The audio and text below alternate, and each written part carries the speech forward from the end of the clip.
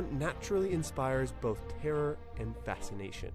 On the remote seafloor off the WA coast. It was amazing. 160 million years ago, in the shallow tropical sea that covered what would one day be called Central England, a mother ichthyosaur was giving birth. She was about 4 meters long, sleek dark gray on her back and pale below. Her body shaped like a dolphin, but for the vertical tail fin that marked her as a reptile rather than a mammal. She had been swimming in slow circles for hours, and now, at last, the moment had come. Her muscles contracted. The first calf emerged, tail first, the way ichthyosaurs always emerged, so that they would not drown before their heads were free, and it swam immediately, pushing itself toward the surface to take its first breath of Jurassic air. Then the second calf. Then the third. Within minutes, 3 small ichthyosaurs were swimming beside their mother, learning in the first hour of their lives how to exist in the open sea. The water around them was warm, somewhere around 26 degrees Celsius at the surface, cooling gradually with depth. The seafloor, 30 meters below, was a pale tan color fine carbonate mud that had been accumulating on this patch of seabed for hundreds of thousands of years. Coral colonies grew in scattered patches across the bottom, orange and pink and pale green in the filtered sunlight. Sea lilies waved their feathery arms in the slow currents. Small fish darted between the corals. A sea turtle, perhaps 2 meters across, grazed on algae along a rocky outcrop 100 meters away. The scene was peaceful. None of the calves would survive very long. The Jurassic Ocean was not kind to small ichthyosaurs. Within a few years, most of the calves born that season would be eaten by something larger. Within a decade, the surviving few would have grown to a size where they could, themselves, begin hunting. And within a century, if they were lucky, a single one of them might reach full adulthood and produce calves of its own. The reproductive mathematics of the Jurassic were ruthless. Most young died. The few that survived by being fast, lucky, and well hidden during the months when they were vulnerable. But at this particular moment, in this particular shallow sea, all 3 of the calves were still alive. Their mother circled them protectively, her enormous eyes scanning the water in every direction. The ichthyosaur sense of vision was extraordinary. She could see movements in the water at distances that would have been invisible to any land vertebrate of similar size. And her binocular vision gave her excellent depth perception for judging the distance of potential threats. She was, for the moment, the most alert creature in the immediate area. She was watching. She was ready to defend. The water around them was warm and clear, illuminated by tropical sunlight filtering down through 20 meters of blue-green water. The seafloor below was covered in coral and sponges, and the shells of ammonites. Schools of small fish darted through the columns of light. It was, for a moment, a scene of startling beauty. A mother and her newborns, moving through a sunlit ocean, completely at home in an environment that had been refined by 200 million years of vertebrate evolution. And then a shadow passed overhead. The shadow was larger than the mother. It was larger than the coral heads below. It was the length of a small fishing boat, and it moved through the water with a slow, heavy, purposeful rhythm that suggested it was in no hurry. Because nothing in the water could hurt it. 4 massive flippers pulled its body through the sea. A short, thick neck supported a head more than 2 meters long, armed with interlocking teeth the size of bananas. Its eyes, each the size of a soccer ball, rotated in their sockets, taking in the scene below. The mother ichthyosaur. The 3 newborn calves. The shallow water. The limited escape routes. The mother saw it the moment it came into view, but she also knew, with whatever cognitive processing an ichthyosaur had, that seeing it was not enough. The pliosaur was bigger than her. She could not fight it. She could only flee or try to hide or try to draw it away from the calves. Her instincts, refined by millions of generations of similar encounters, told her to prioritize her own survival over that of the calves. A surviving mother could produce more calves in a future season. A dead mother could not. It was cold mathematics, but it was the mathematics that had kept her species alive for 50 million years. This was a pliosaur, the apex predator of the Jurassic seas. A marine reptile whose bite force, when it was finally calculated by paleontologists more than 160 million years after its extinction, would be estimated at more than 33,000 pounds per square inch, stronger than a Tyrannosaurus rex, stronger than a modern great white shark, stronger than any bite ever measured in any predator that has ever lived. This particular individual was a species called Plesiosaurus funke, though no one had yet named it, because there was no one to name anything. It was 14 meters long. It weighed approximately 45 tons. And it was hungry. What happened next took less than 30 seconds. The mother ichthyosaur saw the pliosaur. She tried to flee. She was faster in a straight line than the pliosaur would ever be. But she was also protecting her calves, and that slowed her. The pliosaur accelerated downward, its flippers beating powerfully, and it took the nearest calf in a single strike. The mouth closed. The calf was gone. The pliosaur circled once slowly, assessing the remaining options. Then it took the second calf. Then it took the third. The mother ichthyosaur, unable to defend 3 newborns at once, had lost all of them in the span of a minute. She swam away as fast as she could, bleeding from a shallow wound where one of the pliosaur's teeth had grazed her flank. Her entire season's reproductive effort ended before it had really begun. She would try again next year. She had the instincts. She had the body. She would find a mate, conceive, carry the calves for about 9 months, and give birth again. And again for the rest of her life. Some of her calves eventually would survive. Some of her genetic material would be passed on. In that narrow, difficult way, her lineage would continue. This is how marine reptile reproduction worked. Most offspring died. The few that survived were the ones that perpetuated the species. And across millions of years, the slow drip of survival was enough to keep the species alive. That is what happened. That is what the Jurassic Ocean was like. That is the world we're going to spend tonight in. Imagine for a moment an ocean that is not like ours. Imagine an ocean where the largest predators are not whales, are not sharks, are not even living mammals at all, but reptiles, air-breathing. Live-bearing descendants of land-dwelling ancestors that went back to the sea more than 100 million years before the first whale ever existed. Imagine an ocean where the most intelligent hunters are not dolphins but marine lizards. Imagine an ocean where the biggest eyes in the world belong not to giant squid, but to 17-meter ichthyosaurs that dove into the twilight zone to hunt in the dark.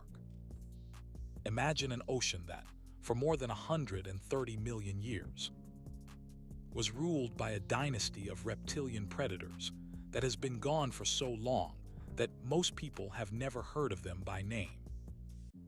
That is the Jurassic Ocean. That is the world that existed on this planet, on this same patch of rock and salt water, for longer than any other ecosystem has existed in the entire history of complex life. It is the world we have lost, and the world that most people, when they think about prehistoric life, barely imagine. Tonight, we are going to go back there. Not to the dinosaurs, though they will be present around the margins of what we see. Not to the flying pterosaurs, though we will glimpse them above us. We are going to go to the Jurassic Ocean itself. We are going to descend into its warm, shallow waters. We are going to swim past its coral reefs and its ammonite-covered seafloors.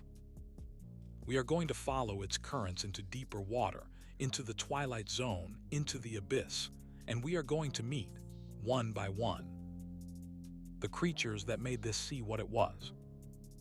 The ichthyosaurs, the plesiosaurs, the pliosaurs, the mosasaurs that would come later, the sharks and the giant fish and the strange ammonites, and the belemnites whose shells would one day fossilize in enormous numbers across every continent on Earth. Some of what I will describe tonight is very well established. Some of it is inferred from fragmentary fossil evidence and may be wrong. Some of it is our best guess at what a creature looked like, how it behaved, how it hunted. The Jurassic Ocean is extremely well documented. As prehistoric oceans go, the Lias and Oxford clay and Kimmeridge clay and Zolnhofen limestones of Europe preserve its inhabitants in extraordinary detail. But it is still an ocean we are reconstructing, not an ocean we can visit. Some of the details we will fill in tonight are likely wrong. Most of them, based on current paleontology, are probably close to correct. So before we begin, take a moment to like the video and subscribe, but only if you genuinely enjoy what I do here. And let me know in the comments which prehistoric animal you find most striking when you think about the Jurassic Ocean. There are a surprising number of candidates. Most people pick either the largest predators or the strangest body plans, and the division between those two categories tells you something about how people think about deep time. Now dim the lights if you haven't already. Get comfortable. Close your eyes if you want to. Most of what I am going to describe can be imagined as well with closed eyes as with open ones, and the Jurassic Ocean will be the same either way.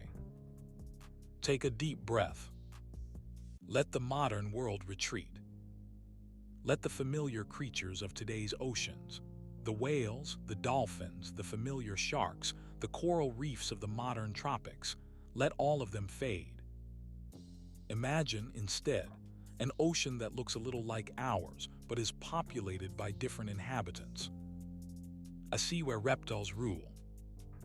A sea where something the size of a fishing boat rises from the depths to hunt without warning. This is the Jurassic. This is where we are going tonight. It is going to take a while. Let us begin with how we know what we know. Because the Jurassic Ocean is not a place we have visited. It is a place we have reconstructed. And the process of that reconstruction is itself one of the great intellectual achievements of the last 3 centuries. Worth understanding briefly before we descend into the world it has revealed.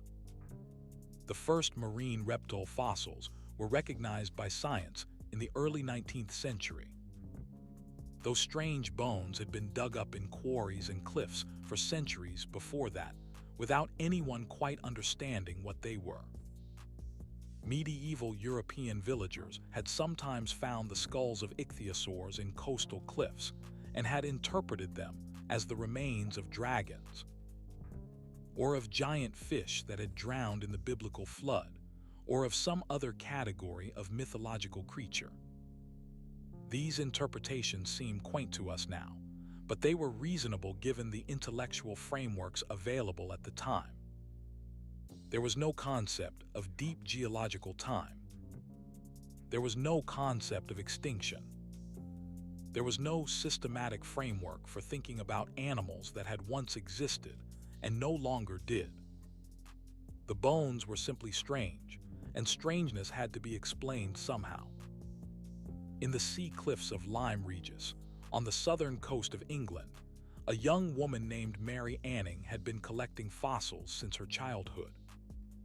She was the daughter of a cabinet maker, an amateur fossil hunter, and she had learned from her father how to extract fragile specimens from the soft Jurassic mudstones of the Dorset coast.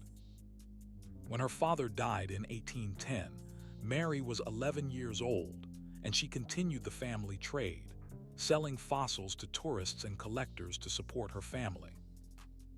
Lyme Regis, where Mary lived, is located along a stretch of coastline now known as the Jurassic Coast, where early Jurassic marine rocks are exposed in cliffs along the English Channel. The cliffs are constantly being eroded by the sea, which means new fossils are continuously being revealed. It is one of the richest fossil sites in the world. During the early 19th century, it was also an active holiday destination for wealthy Britons who would purchase fossils as souvenirs. This combination, active erosion exposing new specimens, combined with a commercial market for fossils, created the conditions in which someone like Mary Anning could make a living as a fossil hunter. Despite her gender and her lack of formal education, in 1811, Mary and her brother Joseph discovered the skull of a creature that looked like a crocodile, but with enormous eyes and a long, narrow snout, and teeth set in sockets the way a crocodile's were, but in proportions that made no sense. The skull was nearly 2 meters long. Over the following months, Mary excavated the rest of the skeleton. When it was finally fully extracted, it was more than 5 meters long, with paddle-like limbs instead of legs, and a body that had clearly been adapted to a fully aquatic life.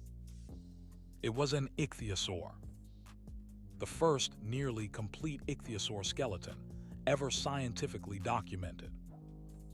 It was purchased by a local squire for £23, a substantial sum for the time, and eventually ended up in the British Museum, where it became one of the foundational specimens of vertebrate paleontology. The specimen provoked enormous scientific interest.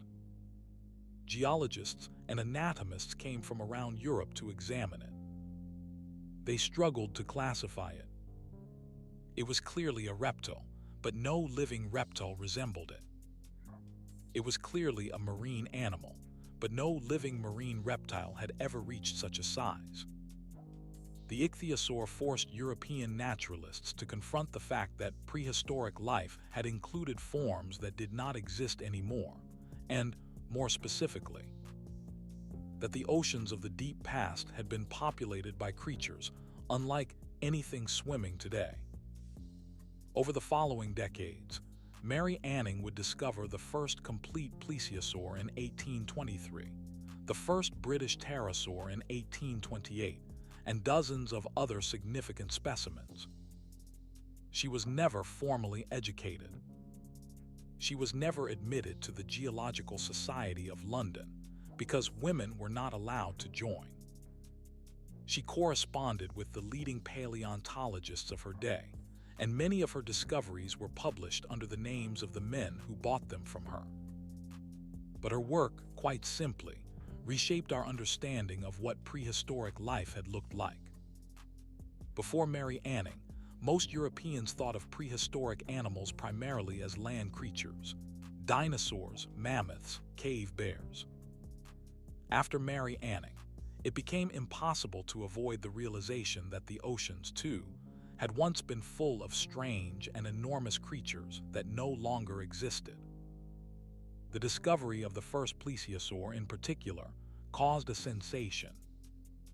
When Mary Anning sent word to the Geological Society that she had excavated a creature with a long neck, a small head, 4 flippers, and a short tail, the scientific establishment reacted with a mixture of excitement and disbelief.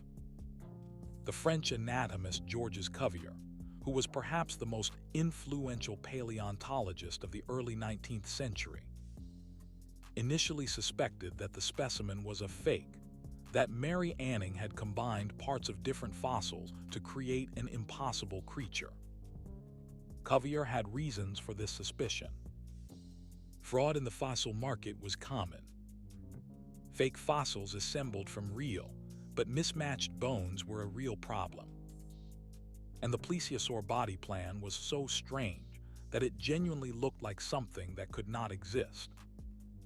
But when Cuvier examined the specimen carefully, or rather, when his colleagues in London examined it and reported back to him, it became clear that the plesiosaur was genuine. The bones all articulated correctly. The anatomy, strange as it was internally consistent. This was not a fraud. This was an animal that had genuinely existed in the deep past.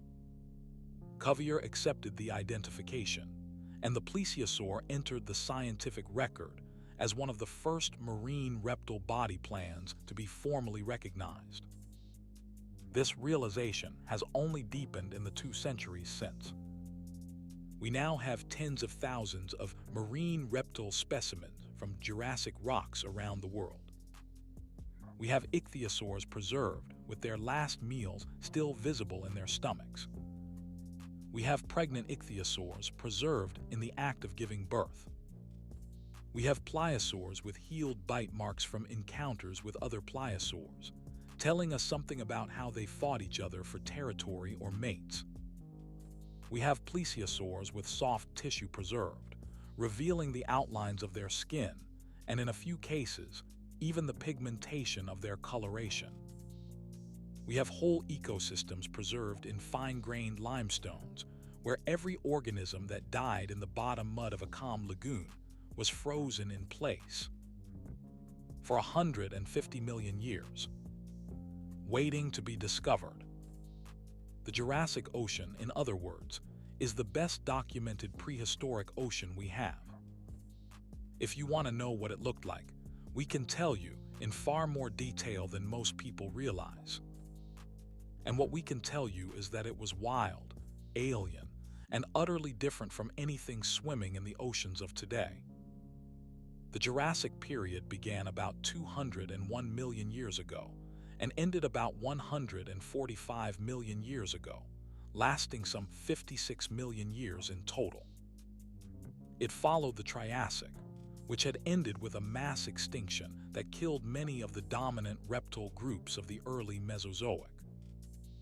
And it was followed by the Cretaceous, which would see the rise of new marine reptile groups, and eventually the asteroid impact that ended the whole Mesozoic era. Throughout the Jurassic, the Earth was warmer than it is today. There were no ice caps at the poles. Sea levels were higher, perhaps 100 to 150 meters higher than modern levels during the warmest periods, which meant that huge portions of what are now continents were underwater.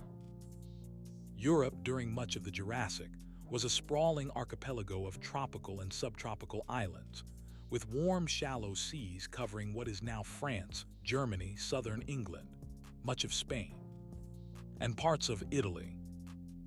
North America had a broad seaway running through its interior. The supercontinent Pangaea was beginning to break apart, but much of the separation was still early, and the resulting ocean basins were in the process of forming, creating new shallow seas and new coastlines along which life could diversify. The climate was warm. The oceans were warm. The continents were drifting. And in the shallow seas that covered so much of the world, an explosion of marine biodiversity was taking place that would produce some of the most distinctive creatures in the entire history of life. Let us now descend into those seas. Let us go down slowly into the Jurassic Ocean, and let us meet the creatures that lived there. We will start at the surface, in the warm sunlit water where most of the action happened. We will work our way down, through the middle depths, into the twilight zone, and eventually into the deepest water where mysteries still linger that we have not yet solved. We will take our time. The Jurassic was a long age. It had its own rhythms. It deserves to be visited slowly.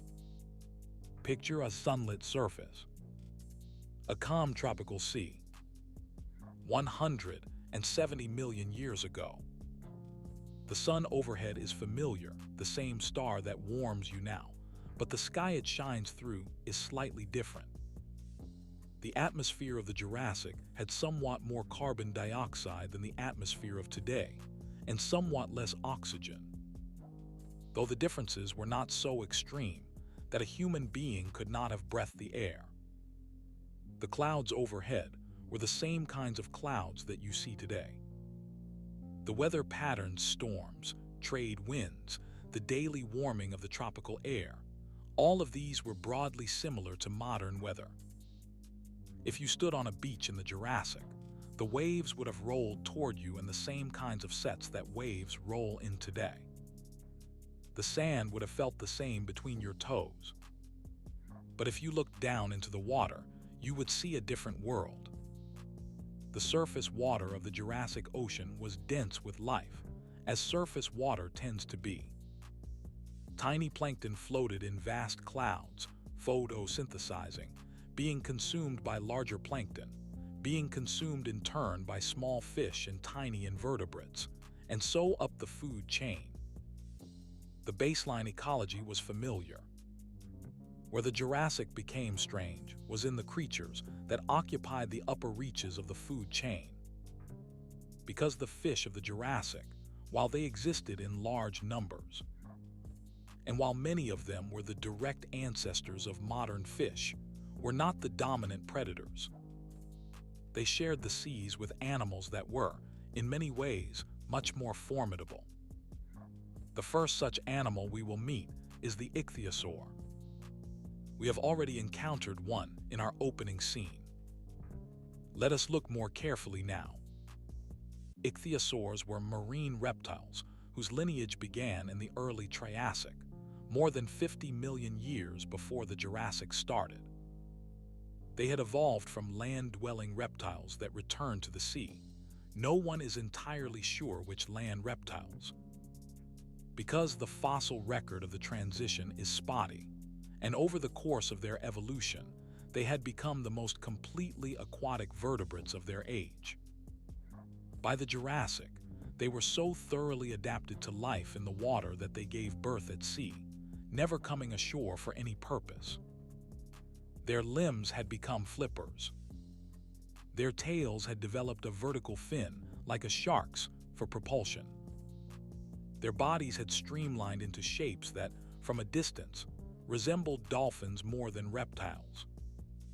But they were reptiles. They breathed air, like modern whales and dolphins. They laid no eggs, or rather, they laid no external eggs. They retained their young internally and gave birth to live calves in the water. They had scales beneath their outer skin, though their outer surface was smooth.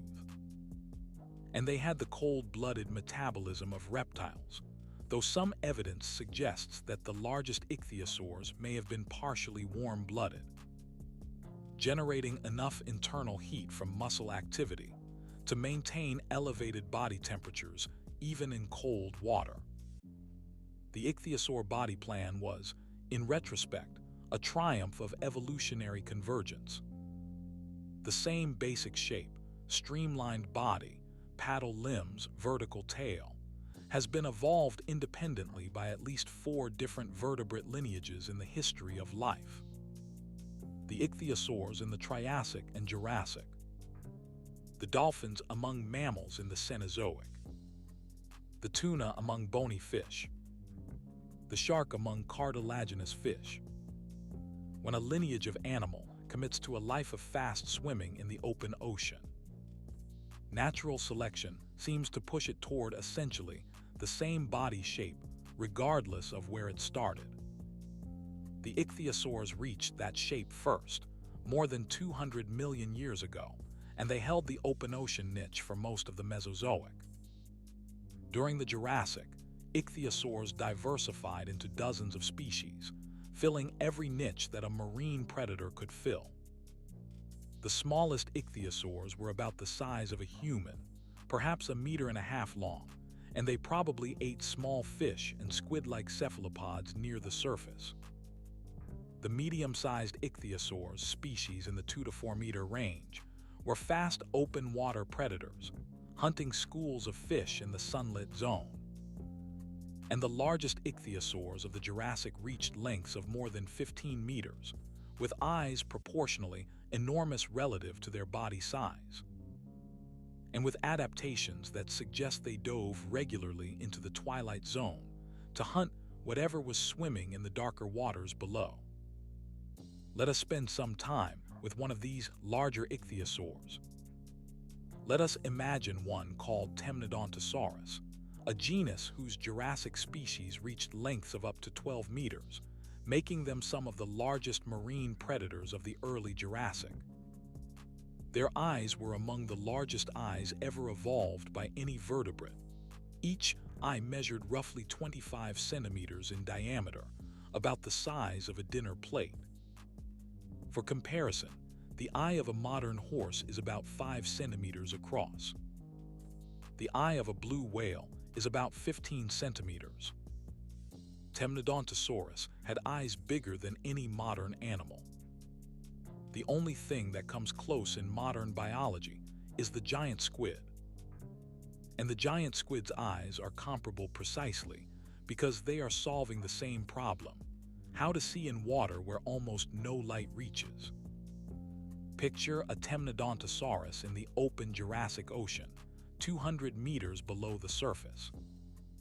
The light above is dim, filtered down through a substantial depth of water. Most animals at this depth are nearly blind, relying on other senses. Temnodontosaurus is not blind.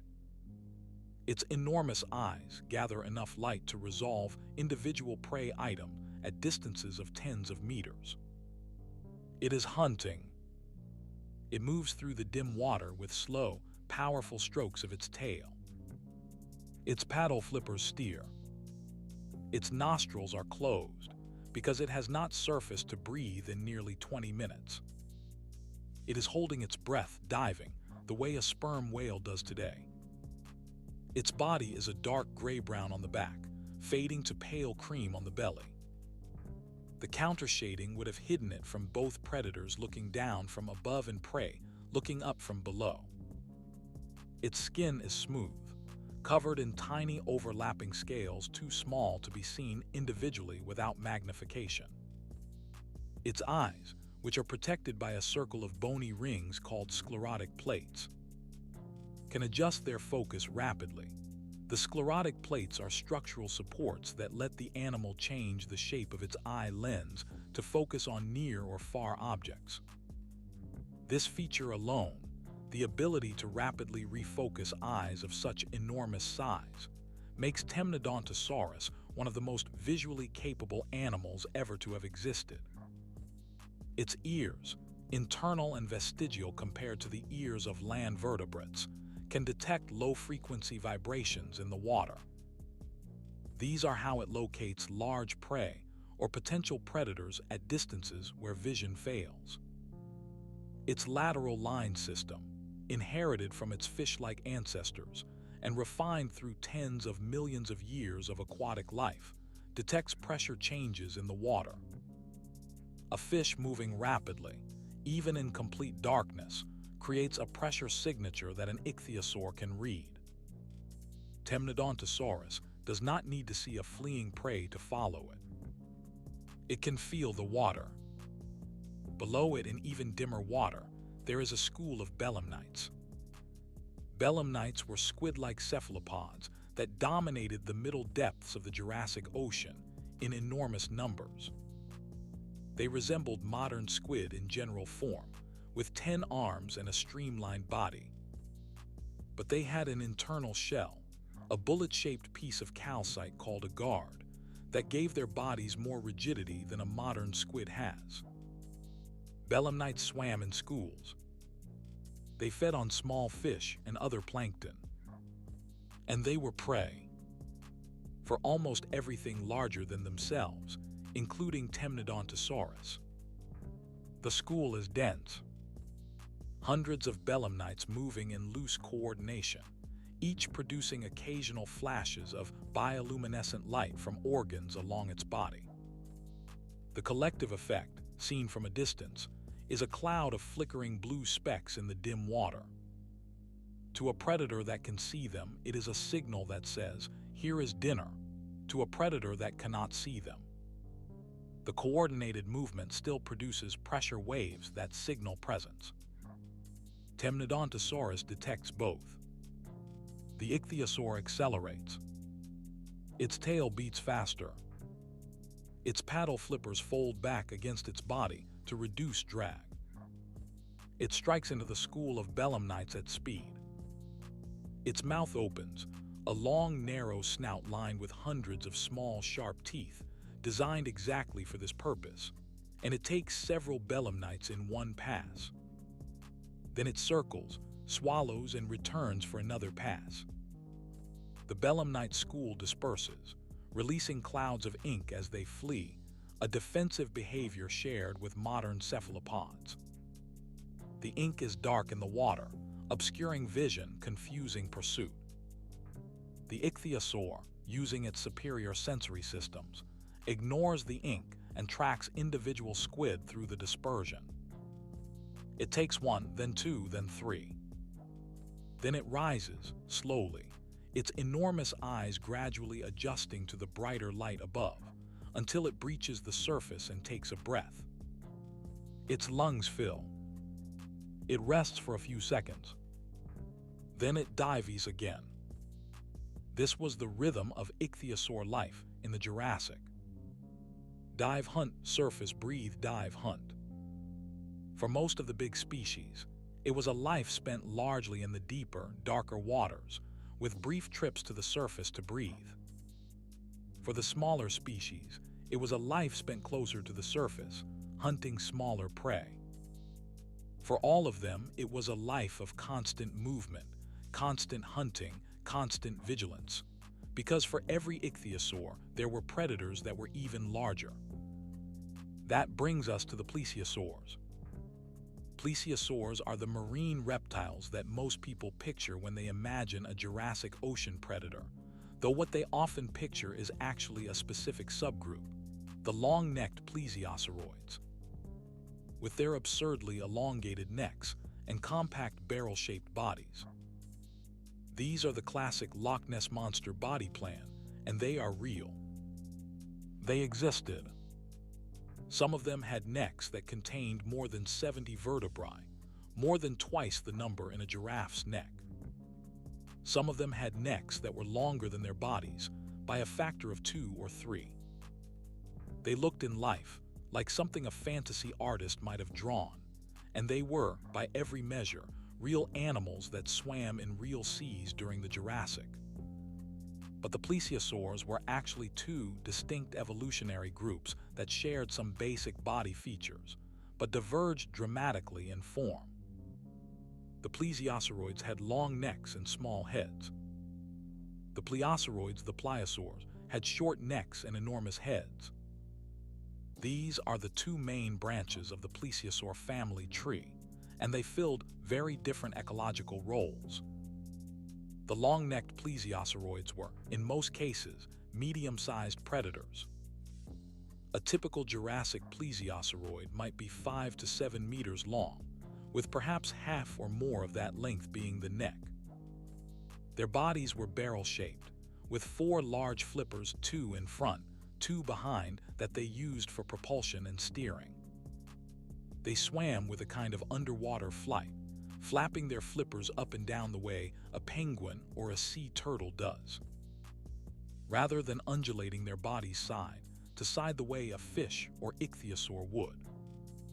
Their small heads were positioned at the end of their long necks, and this body plan gave them a distinctive hunting style.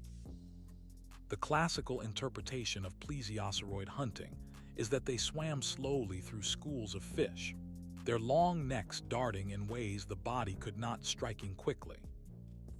Like a heron, to capture individual prey items while the body remained relatively stationary. More recent research has modified this picture. The plesiosauride neck, while long, was probably not nearly as flexible as old reconstructions suggested. It could not curl back on itself or whip around with high speed. It could, however, allow the head to reach into tight spaces, into crevices in the seafloor, into dense schools of fish, into places where a larger body could not go. This is the best current understanding of how plesiosauroids hunted. They were reach predators. They used the long neck to extend their predatory zone, well beyond what their bulk would suggest. Picture 1. A plesiosauroid of the genus Crypticlidus from the Middle Jurassic of Europe. It is about 4 meters long, including its neck. Its body is about the size of a modern dolphin. It is swimming just above a seafloor rich in Jurassic marine life: brachiopods, sea lilies, crinoids, sponges, small crustaceans hiding in the coral. It sees a school of small fish darting through an opening in the coral. It extends its neck forward.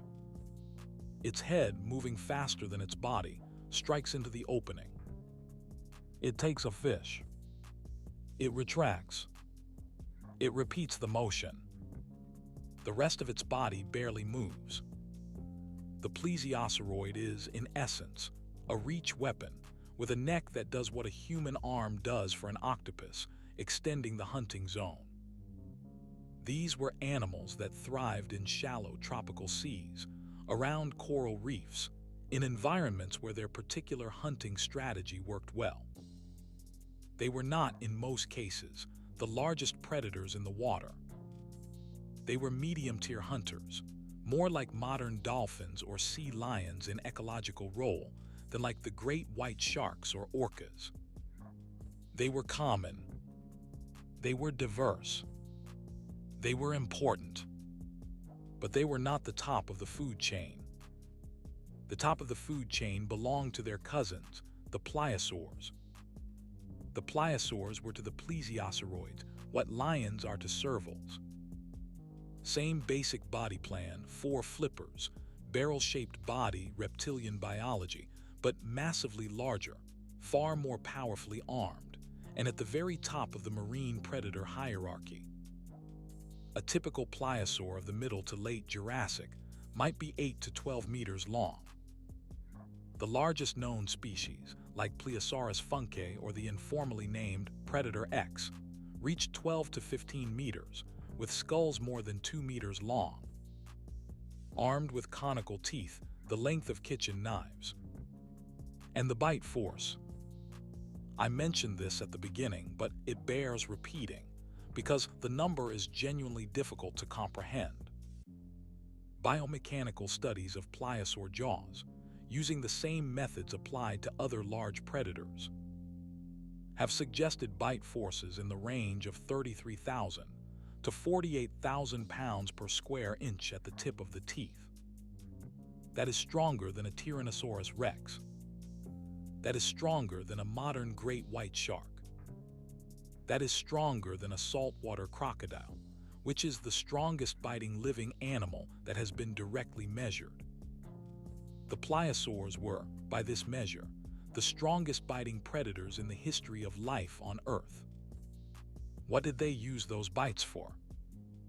They used them to kill other large marine reptiles, to kill ichthyosaurs, to kill other plesiosaurs, to kill any large prey they could catch.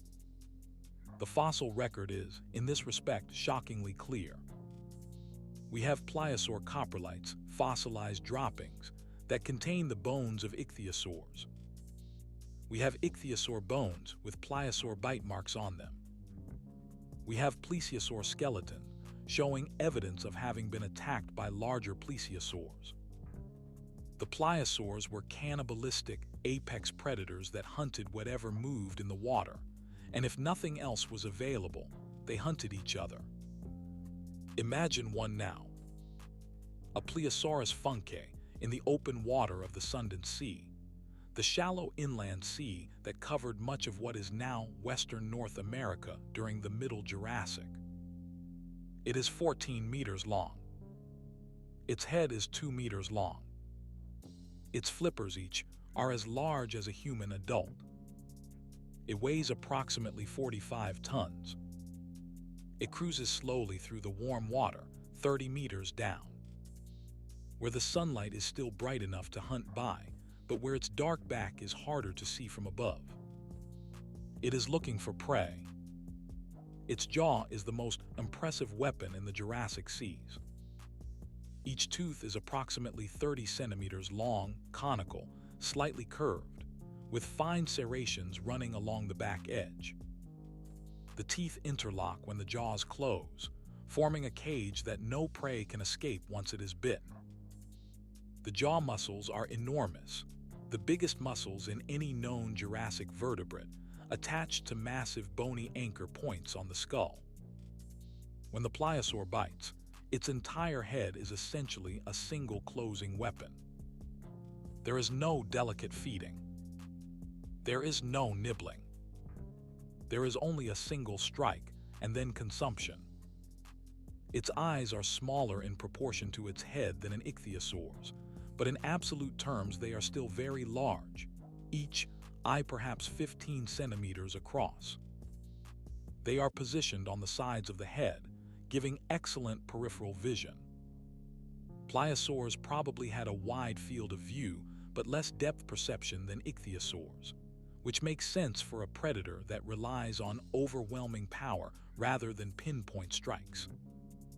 Its sensory capabilities include all of the systems we have mentioned for ichthyosaurs: vision, hearing, pressure sense lateral line, chemical sensitivity through olfactory organs in the snout.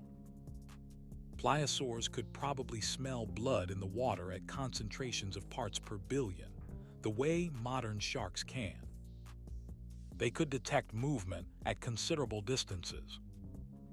They could hunt effectively in water ranging from shallow sunlit lagoons to the deeper twilight zone, though they probably did not dive as deep as the largest ichthyosaurs. It finds prey. A smaller plesiosaurus, a 6-meter plesiosauroid, is swimming in the water 50 meters ahead, unaware of the shadow approaching from below. The pliosaur accelerates. The plesiosaur, sensing the water disturbance at the last possible moment, turns to flee. Too late. The pliosaur's head strikes the plesiosaur's body at the base of the neck. The bite force crushes the smaller animal's spine. The plesiosaur goes limp. The pliosaur circles, takes another bite from the body, and begins to feed. The feeding takes time. A 45-ton predator can consume a 6-meter plesiosaur in pieces, but not all at once. The pliosaur tears chunks of flesh from the carcass and swallows them whole. Its digestive system, adapted for processing large vertebrate prey, begins to work on the protein and fat immediately. The pliosaur may spend an hour or more at the kill, feeding slowly, displacing smaller scavengers that try to approach. Eventually it moves on, leaving the remains for sharks and smaller marine reptiles to finish. The pliosaur will not need to hunt again for days, possibly weeks. A single large kill provides enormous caloric value for an animal adapted to the slow metabolism of reptiles. This was the Jurassic Ocean.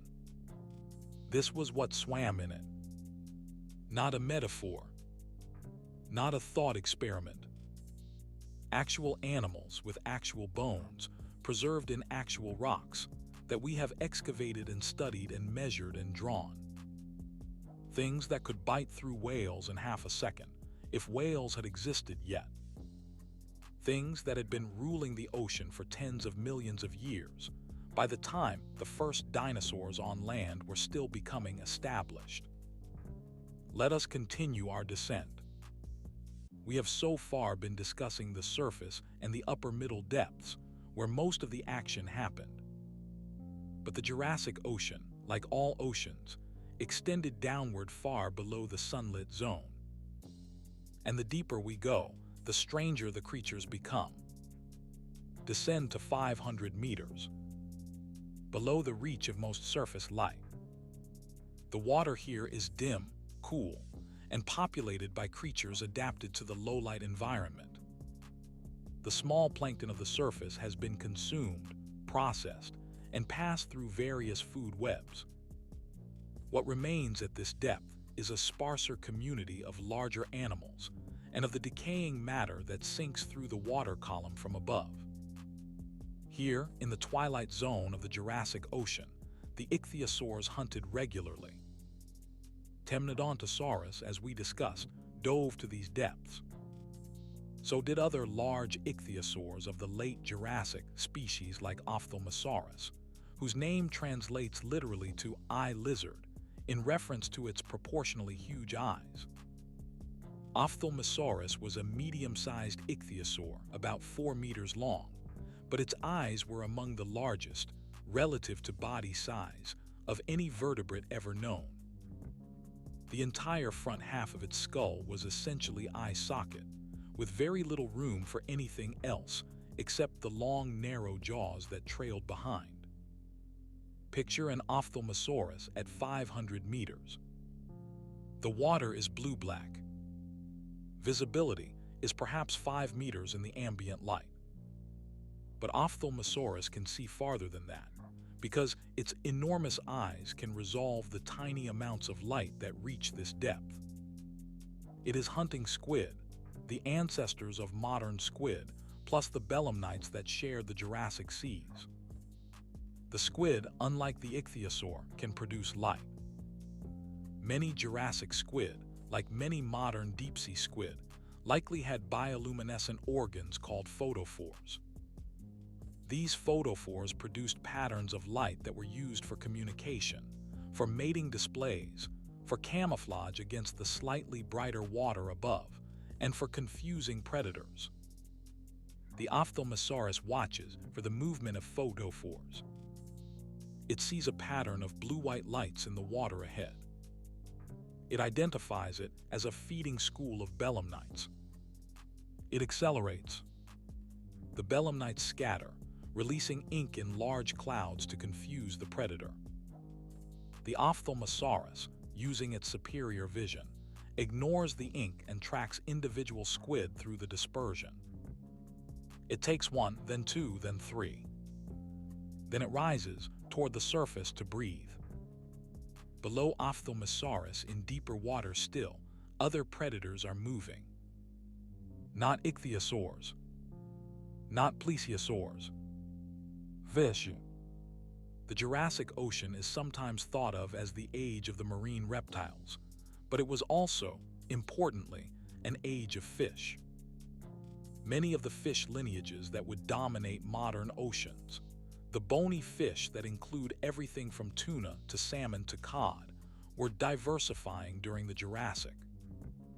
Some of them reached significant sizes, and some of them hunted the marine reptiles above them. Consider Leedsichthys, a fish from the middle to late Jurassic that may have been among the largest bony fish ever to have existed. Estimates of its size vary wildly. Different paleontological analyses have suggested lengths anywhere from 9 to 16 meters, depending on how the incomplete fossils are interpreted. Even the conservative estimate at 9 meters makes Leedsichthys larger than the largest living bony fish, the ocean sunfish. The less conservative estimates make it one of the largest fish that has ever existed.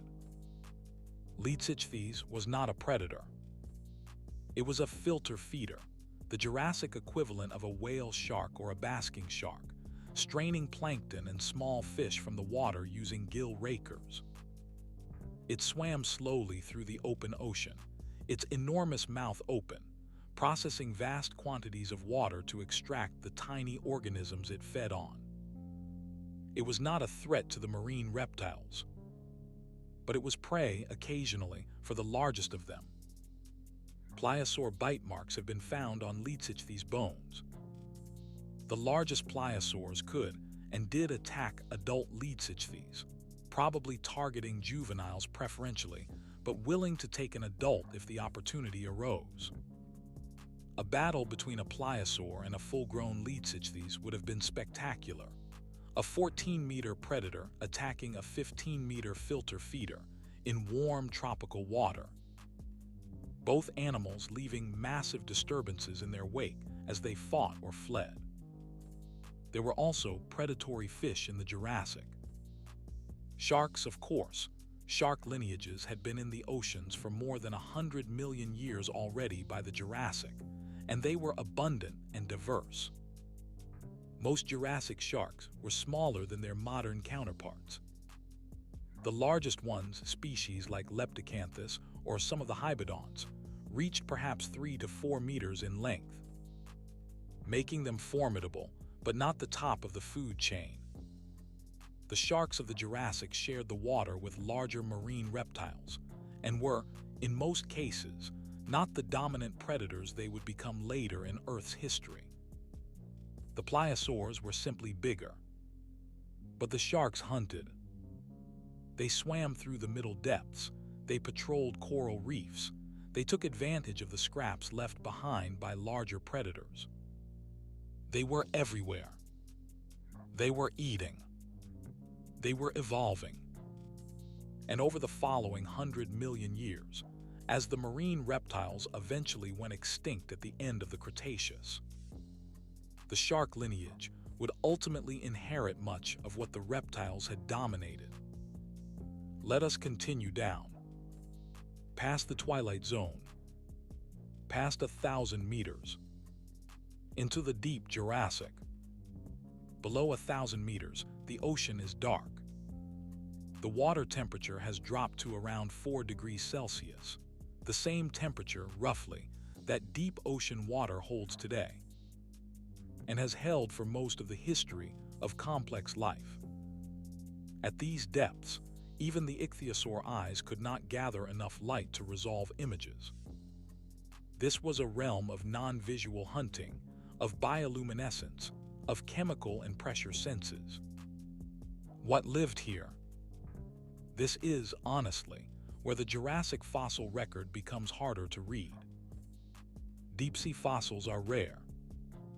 The bones of animals that die in deep water are often destroyed by pressure, dissolved by the acidic conditions of the deep seafloor, or consumed by scavengers before they can fossilize.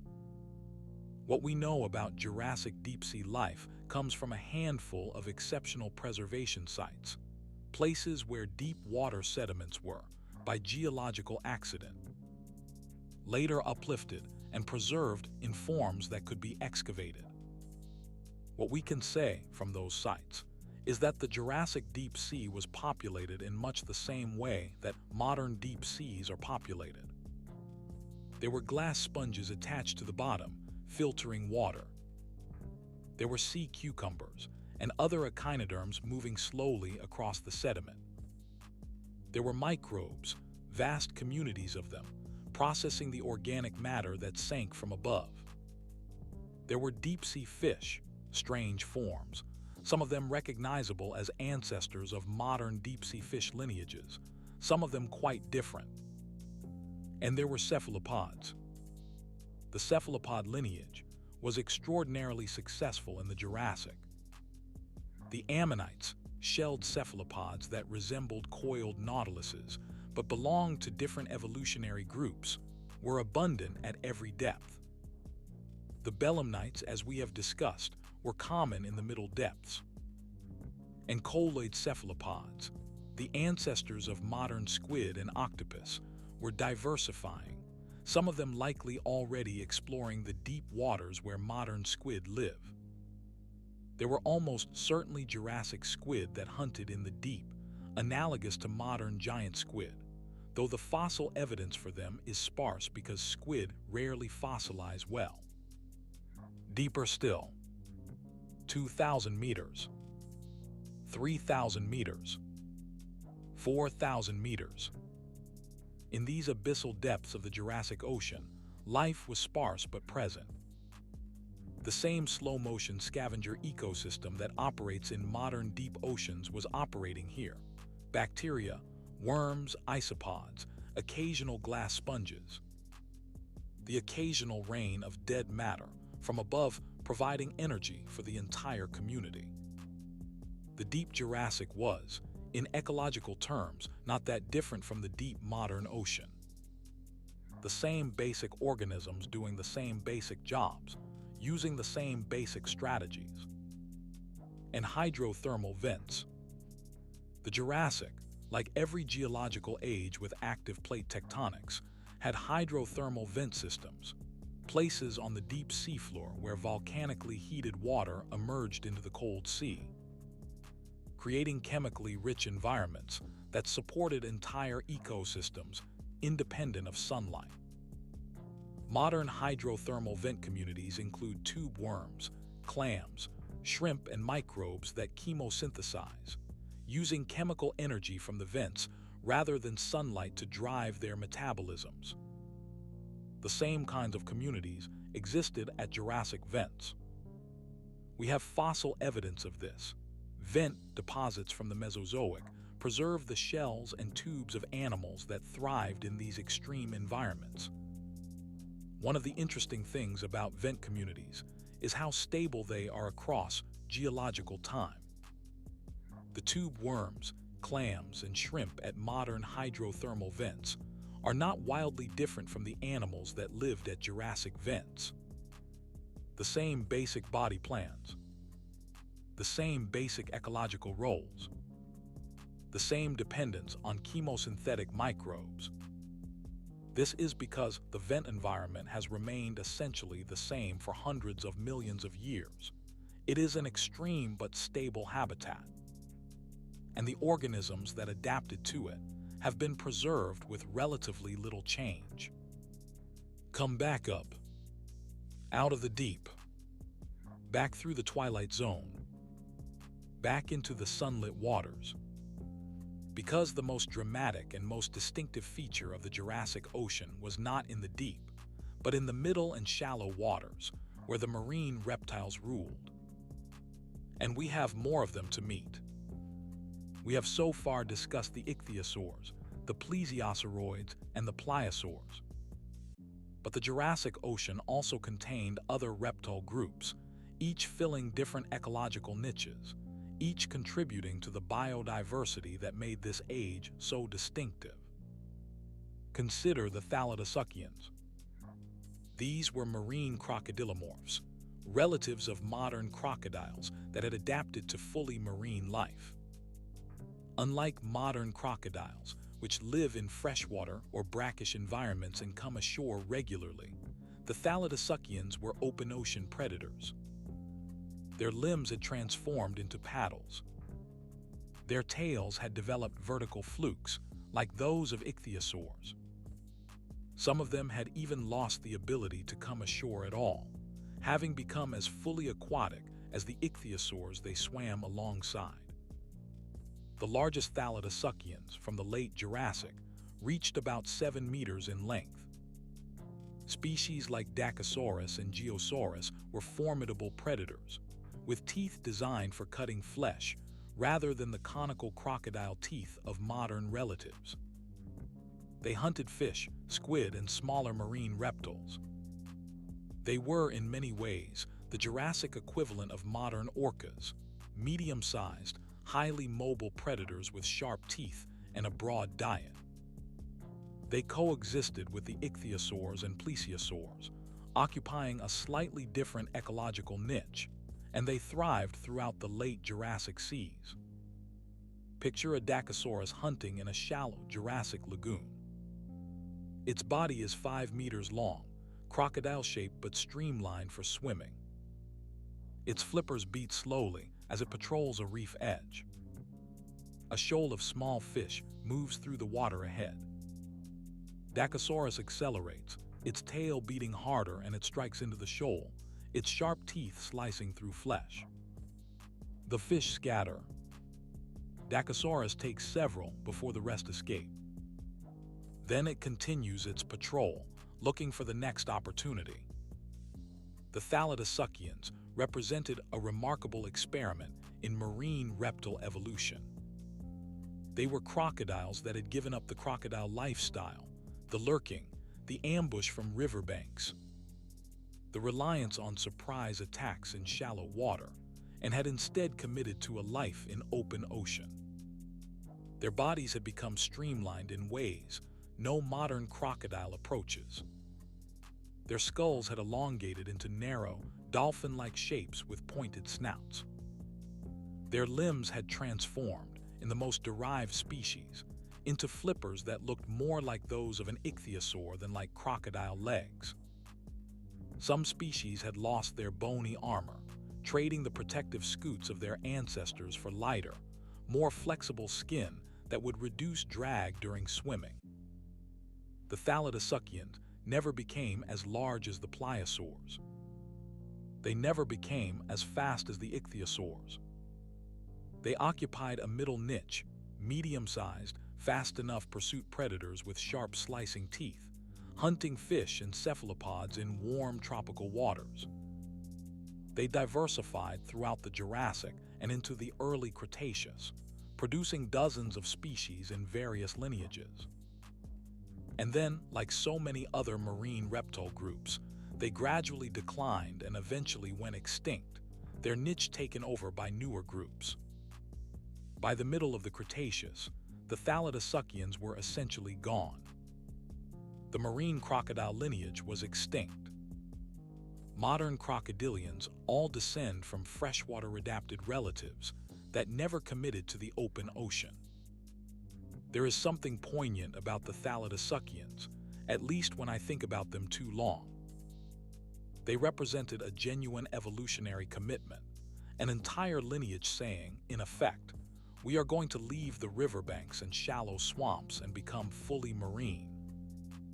We are going to swim in the open sea. We are going to hunt in the blue water. That commitment lasted for tens of millions of years. It produced species that were beautiful, efficient, adapted to their environment.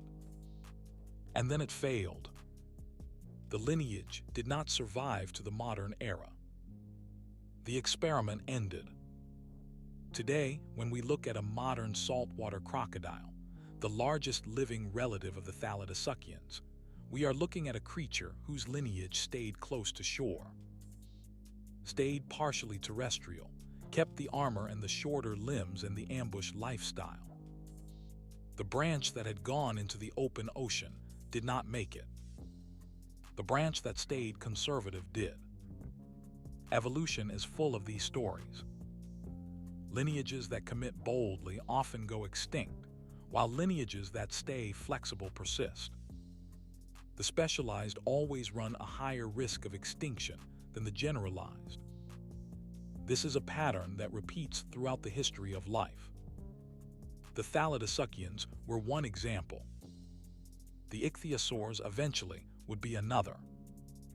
Even the pliosaurs and plesiosaurs, for all their dominance, would eventually fall victim to the same pattern. The modern ocean, which lacks all of these marine reptile groups, is not an ocean that has progressed in any meaningful sense. It is simply an ocean where the older specialists failed, and the general-purpose survivors, mammals, fish, sharks, have inherited the empty niches. There were also turtles. Marine turtles had been in the ocean since the Jurassic began, and they diversified throughout the period. They were not apex predators in any meaningful sense. They were specialized feeders, often on jellyfish, algae, or mollusks. But they were common. Large sea turtles, some of them reaching 2 meters across the shell, swam through the warm Jurassic seas, grazing on the abundant soft-bodied prey that filled the water column. And there were ammonites. We have mentioned them several times, but they deserve their own discussion because they were, by any measure, the most abundant and diverse large invertebrates in the Jurassic Ocean. Ammonites were cephalopods with external coiled shells.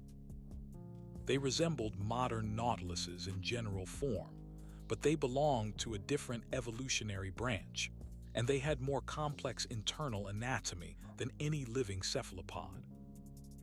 Their shells were divided into chambers, connected by a tube called a siphuncle that allowed the animal to control the gas content of the chambers and thereby control its buoyancy. The living animal occupied only the outermost chamber of the shell, and it had 10 arms extending from the opening, which it used to catch prey. The ammonite shell was a marvel of engineering. The chambers were separated by complex walls called septa, which in ammonites often had elaborate fluted patterns called suture lines where they met the outer shell. These suture lines were not just decorative. They provided structural reinforcement, letting the shell resist water pressure while remaining lightweight. Different ammonite groups had different suture patterns, and paleontologists can identify ammonite species from their suture lines alone. The patterns became progressively more complex throughout the Mesozoic, reaching their most elaborate forms in the late Cretaceous before the entire group went extinct at the end of the Mesozoic. Ammonites came in countless species. Jurassic rocks contain perhaps 1,000 named ammonite species, and probably many more that have never been described. Their shells were typically between 5 centimeters and 1 meter across, though some species reached much larger sizes. The ornamentation of the shells, the ridges, spines, and patterns that covered the outside, was enormously diverse, to the point that paleontologists use ammonite species as index fossils for dating rocks. If you know which ammonite species are in a rock, you can date the rock to within a few 100,000 years in many cases. The ammonite lifestyle, as best we can reconstruct it, varied enormously across the group. Some ammonites were active predators, hunting small fish and other invertebrates with their tentacles. Some were scavengers, consuming dead material on the seafloor. Some may have been planktivores, filtering small organisms from the water. The specific diet of any given ammonite species is usually inferred from its shell shape. Its jaw structure, ammonites had hard jaws called aptychi that sometimes fossilize separately from the shells, and the environments where its fossils are found. Picture a Jurassic ammonite, Parasphinx, common across European seas in the late Jurassic. Its shell is about 30 centimeters across, coiled in a tight spiral, ribbed with prominent radial ridges that would have given it additional strength and perhaps some hydrodynamic properties. The living animal is pale. We can infer some pigmentation patterns from exceptional fossils, but most ammonite coloration is inferred rather than observed. Its arms extend about 20 centimeters from the shell opening, each lined with small sensory tubercles rather than the suckers of modern cephalopods. Its large eye, positioned behind the arms, watches the water for the movement of prey. When a small fish swims close enough, the arms shoot out, grab, and pull the fish toward the hard beak at the center of the ring of arms. The fish is bitten, chewed, and consumed. The ammonites were predators in their own right. They hunted small fish, other cephalopods, and crustaceans. They were also prey. Every large predator in the Jurassic Ocean, the ichthyosaurs, the plesiosaurs, the pliosaurs, the sharks, the predatory fish, ate ammonites. Ammonite shells are sometimes found with healed bite marks, showing that some individuals survived encounters with predators. More often, ammonite shells are found in fragments, consumed, chewed, and expelled by the predators that hunted them. The sheer abundance of ammonites in the Jurassic is hard to overstate. In some rock formations, ammonite fossils are so common that they make up a substantial fraction of the total mass of the rock. Quarry workers in parts of England have, for centuries, occasionally had to separate their building stone from the ammonite fossils embedded in it. The ammonites of the Jurassic were not rare curiosities. They were one of the dominant forms of marine life. They filled the water in every coastal region. They were eaten in enormous numbers. And their shells, sinking to the seafloor after death, built up layer upon layer of ammonite-rich sediment that would eventually become the characteristic ammonite-bearing rocks of the European Jurassic. One particular ammonite deposit in Germany preserves thousands of ammonites together in a fine-grained limestone called the Solnhofen. This rock is famous for also preserving Archaeopteryx, the early bird, but it preserves so much more than that. The Solnhofen represents a Jurassic lagoon, a quiet, oxygen-poor body of water where dead organisms sank to the bottom and were preserved before they could decay or be scavenged. The ammonites preserved here are among the most complete ammonite fossils ever found. Some of them retain traces of soft tissue. Some of them show the animals in life position, their arms extended as if caught in the act of swimming. Some of them have their last meals preserved in the shell cavity. The Solnhofen is an example of what paleontologists call a Lagerstätte, a site of exceptional preservation. There are several such sites from the Jurassic: the Posidonia Shale of Germany, the Oxford Clay of England, the Kimmeridge Clay of England, the La Volte-sur-Rhône deposit in France. Each of these preserves a different snapshot of Jurassic marine life in extraordinary detail. The Posidonia Shale, for example, preserves complete ichthyosaurs with their skin outlines visible, their stomach contents intact, and even the unborn young still inside pregnant females. The Oxford Clay preserves a diverse community of marine reptiles, including some of the best preserved pliosaurs ever found. The La Volte-sur-Rhône deposit, which represents a deep-water habitat, preserves creatures that are rarely found elsewhere: soft-bodied animals, deep-sea invertebrates, strange forms that would have been lost at other sites. Between these Lagerstätte, paleontologists have assembled a remarkably complete picture of Jurassic marine life. Without them, the Jurassic would be a much more mysterious period. With them, it is one of the best documented oceans of all geological time. Let us return now to the open sea, to the warm tropical water where the marine reptiles hunted and bred and lived out their lives. We have not yet explored in detail what a day in that sea would actually have looked like. Let us do that. Let us walk through the 24 hours of a Jurassic ocean day, from dawn to dusk to dawn, and see what the water looked like at each stage. At dawn, the sun rises over the tropical horizon. The air is warm and humid. The sea is calm, rippled only by light surface currents. The first light reaches the water. Below the surface, the plankton blooms are beginning their daily rhythm. Photosynthetic cells that had drifted downward during the night begin rising toward the light. Following the gradient of illumination upward into the photic zone, the small fish that feed on plankton follow them.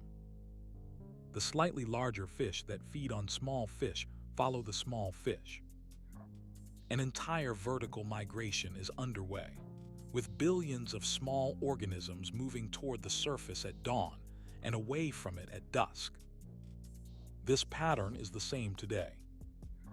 It was the same in the Jurassic. It is one of the oldest rhythms in the ocean, predating even the first large predators by hundreds of millions of years. Along the coast, in the shallow lagoons and estuaries, smaller animals are also beginning their days. Marine turtles, which had rested on the bottom through the night, rise to the surface to breathe and to begin their daily grazing. Small crocodilomorphs, the semi-aquatic relatives of modern crocodiles that had not yet fully committed to marine life, patrol the edges of the lagoons looking for fish and small reptiles. Pterosaurs wheel overhead, some of them, the larger species like ramphorhynchus, diving to the water to catch fish near the surface. The coastline of the Jurassic is alive with the beginning of the day. The marine reptiles respond to the same rhythms. Ichthyosaurs that had been hunting at depth during the night rise slowly toward the surface to breathe and to follow their prey into the shallows. Plesiosaurs, which probably fed more actively during the day, become more active as the light improves. Pliosaurs, as apex predators, hunt opportunistically throughout the day and night, but their prey becomes easier to find during daylight hours, when the medium-sized reptiles and large fish are more active. By mid-morning, the sea is fully illuminated. The coral reefs, Jurassic corals that were different in species from modern corals, but similar in general form and ecological function, are alive with activity. Small fish dart among the coral branches. Larger fish patrol the reef edges. Ammonites drift through open water, their shells catching the light. Belemnites swim in schools. Plesiosaurs thread their long necks into crevices, hunting. Ichthyosaurs cruise in the open water above the reef, keeping an eye on the surface above them in case a pliosaur appears. The reef itself is a complex three-dimensional environment. Corals of many different species grow in different microhabitats, some preferring the shallow top surfaces, where they can photosynthesize efficiently through their symbiotic algae. Others preferring the deeper sheltered sides, where they can filter feed on passing plankton. Sponges grow between the corals, filtering water through their porous bodies. Sea lilies, crinoids, relatives of starfish, attach themselves to hard surfaces and extend their feathery arms into the water to capture food particles. Brachiopods, bivalves, gastropods, and countless other invertebrates fill every available surface.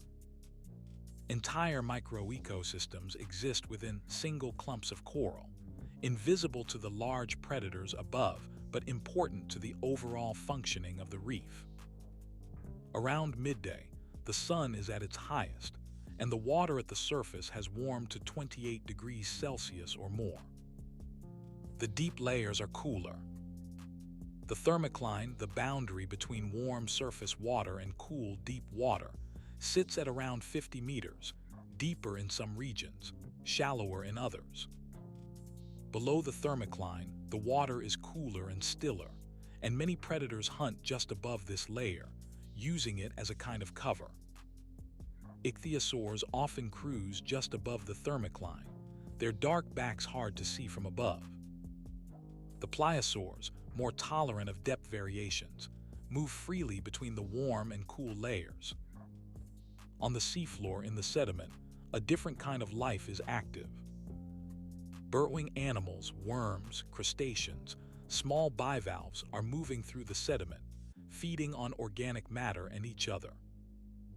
Trails and tracks cross the mud in patterns that would, millions of years later, be preserved as trace fossils.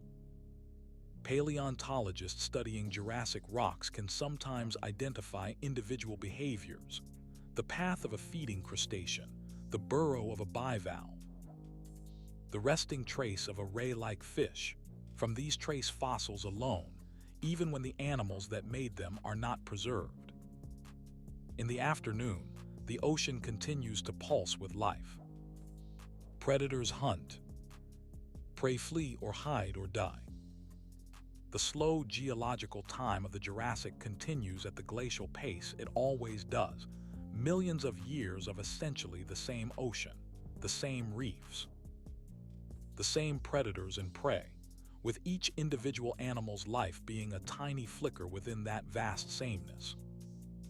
An ichthyosaur born this morning will be part of a lineage that has been essentially unchanged for 50 million years, and that will continue essentially unchanged for another 50 million.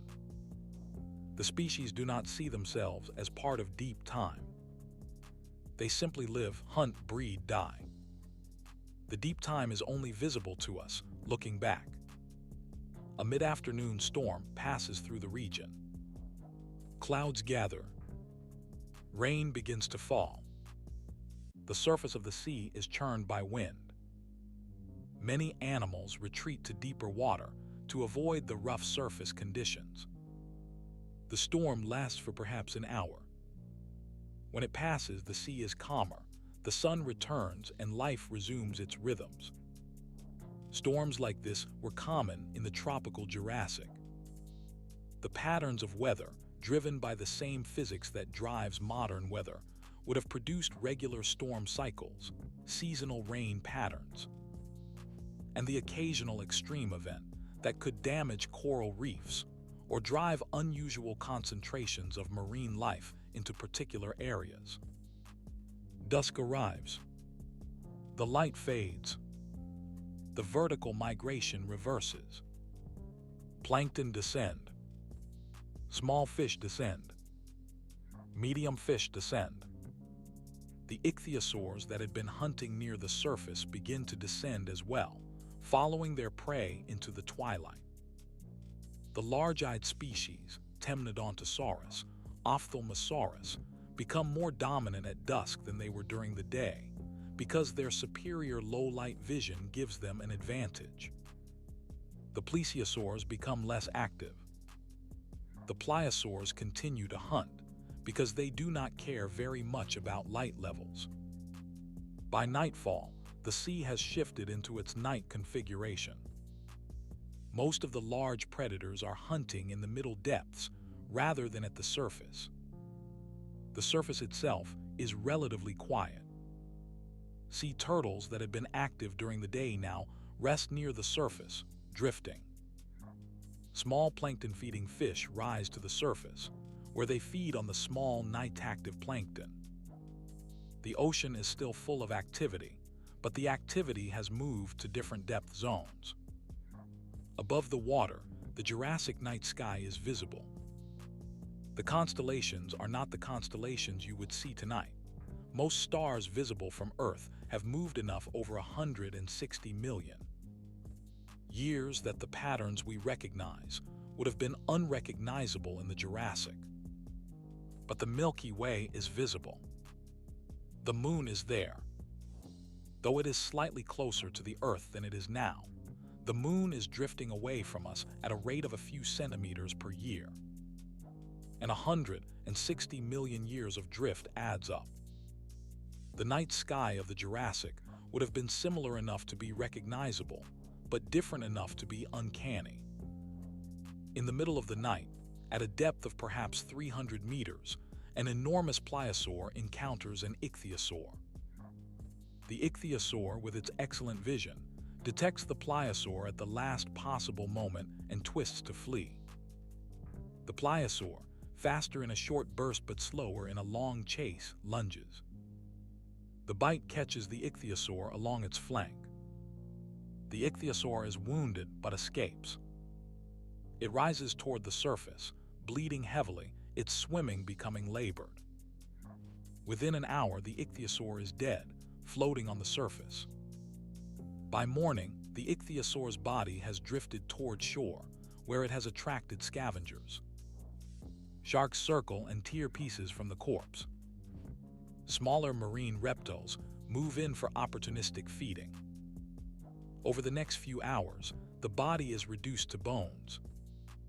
Within a few days, the bones will sink to the bottom. Over centuries, they will be buried in sediment. Over millions of years, they will fossilize. And eventually, 160 million years in the future, someone in a lab coat will extract those bones from a cliff and will reconstruct, in imagination, the animal they came from and the sea it swam in. That is how we know what we know. That is the chain of events that connects the Jurassic to the present. Animals die. Bodies are buried. Sediment becomes rock. Rock is uplifted and weathered. Fossils are discovered. Reconstruction happens. And eventually, if someone is patient enough and curious enough, a picture of an entire vanished world emerges. Let us now talk about how the Jurassic Ocean changed. Because it was not a single static environment. It lasted for 56 million years, and during that time it evolved. Species rose. Species went extinct. New ecological niches opened. Old ones closed. By the end of the Jurassic, the ocean was significantly different from what it had been at the beginning, even though many of the same general groups were still present. The early Jurassic, about 200 million to 174 million years ago, was dominated by ichthyosaurs. The ichthyosaurs had diversified enormously after the Triassic-Jurassic extinction, filling the empty niches left by the marine reptiles that had died out. Many of the largest Jurassic ichthyosaurs, species like Temnodontosaurus that reached 12 meters in length, are from this period. The plesiosaurs were present, but still relatively small. The pliosaurs had not yet reached their maximum size.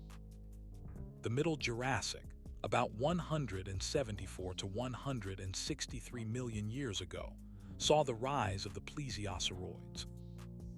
Their long-necked body plan diversified into dozens of species. The ichthyosaurs remained common, but were no longer the dominant group. The pliosaurs grew larger. The first major coral reef communities of the Mesozoic developed in the warm, shallow seas, becoming centers of biodiversity.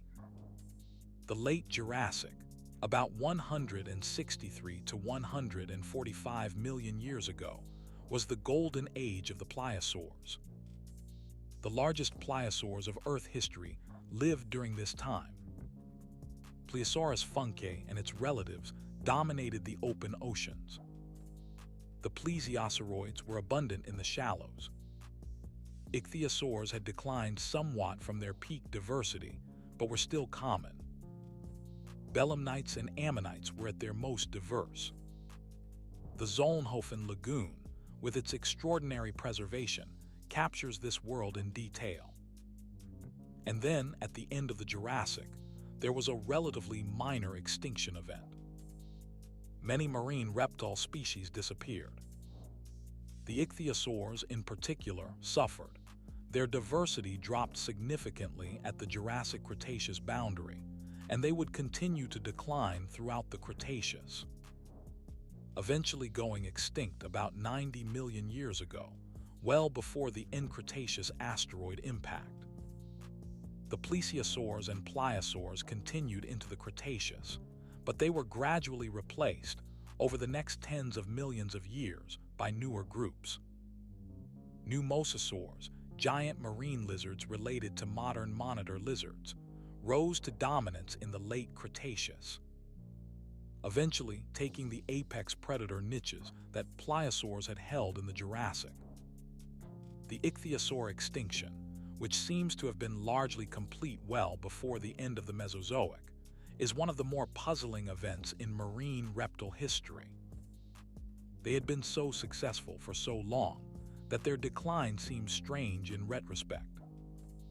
Current hypotheses suggest a combination of factors: climate change, competition with newly evolved shark and fish lineages, changes in prey availability, perhaps the rise of the mosasaurs themselves as new competitors.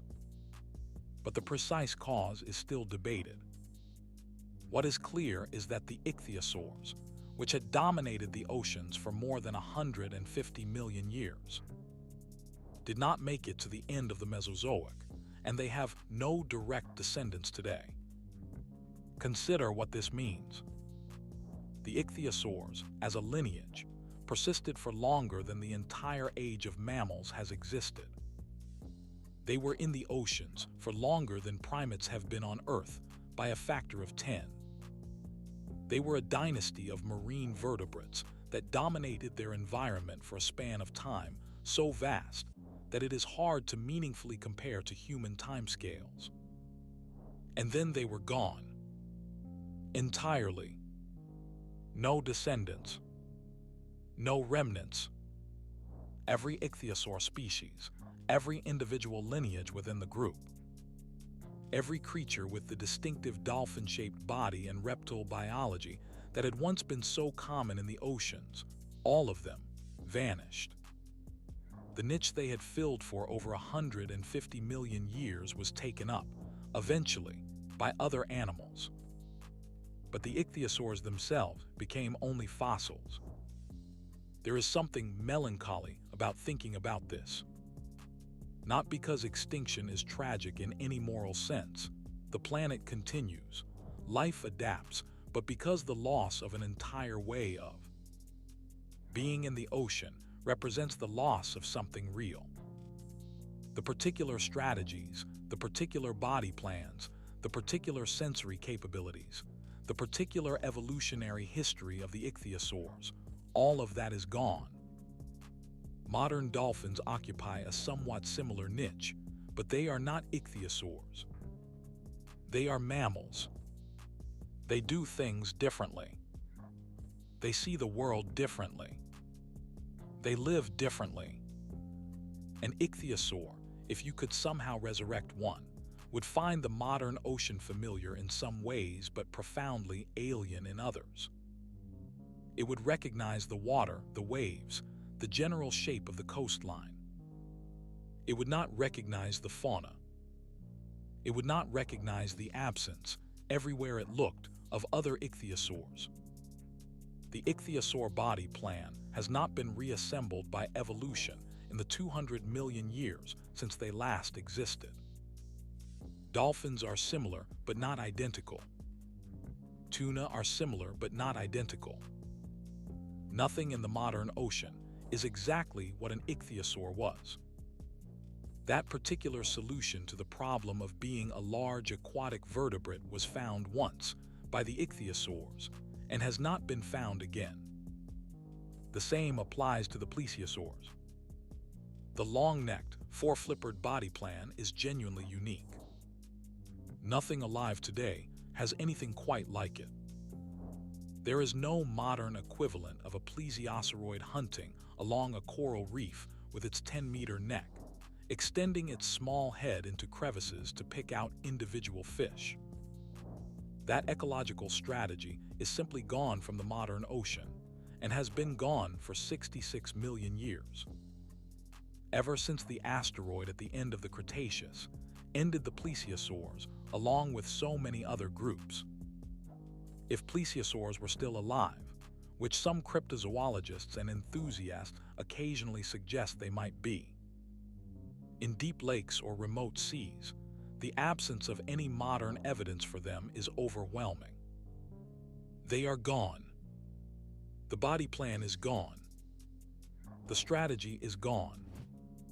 And the pliosaurs, the absolute top predator of the Jurassic seas, with the strongest bite of any animal that ever lived.